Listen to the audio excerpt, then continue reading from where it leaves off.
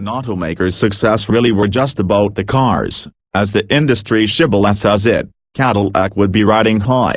Take the object of this test, the new for 2015 ATS Coupe. It proved itself a worthy intra-luxury sports coupe by just about every measure imaginable, and it's one of the most modest Cadillacs you can buy, packing a 2.0-liter turbo 4 with a 6-speed manual gearbox in a compacted door. Delightful to drive, well-appointed, and properly built, it joins the ATS sedan, one of our 10 best cars winners, as a world-class contender.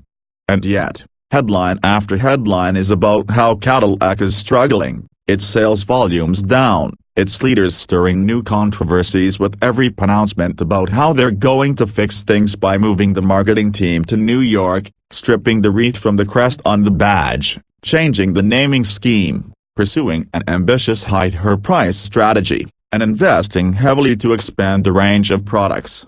If the secret sauce is good cars, then what's all that fuss about? About the car, on the evidence of the ATS, Cadillac is making really good cars. Some great ones, even. Aside from its drivetrain, this example was no stripper. It arrived at the test track wearing the range-topping premium trim, which lifts the MSRP from the base $38,990 to $48,090. Aside from the usual abundance of creature comforts and showy technologies that come with such a designation and another 91 Benjamins, the premium trim brings GM's magnetic ride control, variable suspension, and a limited slip differential, both useful contributors to the ATS's superb handling and over-the-road performance. At the track, the turbo-manual combo delivered a 0-60 mph run of 5.7 seconds, just 0.3 longer than achieved by the previously tested V6 automatic ATS Coupe, and finished the quarter-mile sprint in 14.1 seconds while doing 101 miles per hour. Good numbers. It surrenders a half-skin to 60 miles per hour but finishes the quarter-mile in a dead heat with the BMW 428i that is the most direct competitor. And this ATS handily beat Munich Space Coupe in deceleration and road holding by braking from 70 miles per hour in only 156 feet and plying the skid pad at 0.92 grams. When we pitted the 2.0-liter manual gearbox Cadillac and BMW sedans against one another in a comparison test, the BMW won, but the Detroit entry's engine has since been recalibrated and delivers a lot more torque earlier in the rev band. It still can't match the easy-spinning, eager personality of the BMW's mill, but it lands a stronger punch. This coupe was but 2 pounds heavier than the sedan with the same drivetrain in that combo and 86 pounds lighter than the V6 ATS Coupe. It all seems to have come off the front axle, as the balance shifts rearward from 52.048.0% with the 6 to 50.749.3 in this car. And the coupe expands on the fun-to-drive elements we found most appealing in the sedan. It has a sweetly balanced, light and lively character with crisp turn-in response, a precise shifter that's fun to use, brakes that are not only strong but reassuringly easy to modulate, and a controlled ride free of the excesses of roll, pitch, or head toss. No car is perfect, of course, and this one might have drawn more attention if the door looked a little less like the sedan, bolder and more daring. No one looks at a 4 Series or an Audi A5 and says, "That looks just like the sedan without the rear doors."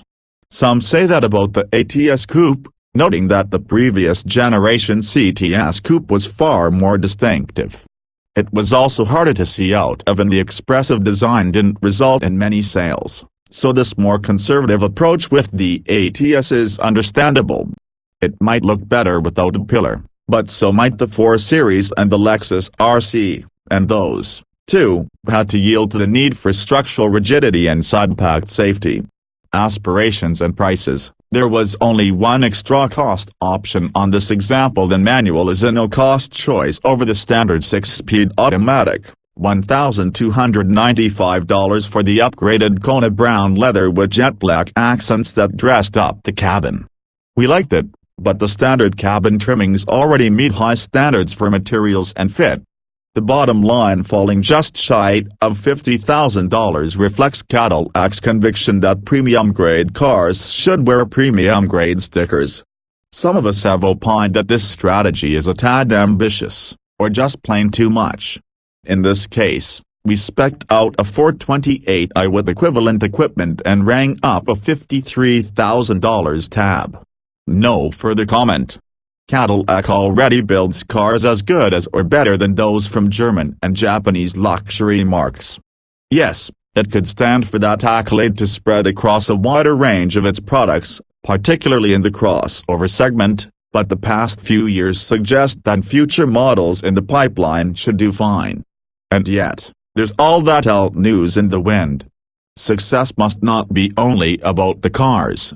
If Cadillac has to pay more attention to dealers and marketing and brand building, okay, so long as it keeps building cars like this ATS. Because making great cars is where it begins, and Cadillac has a strong running start.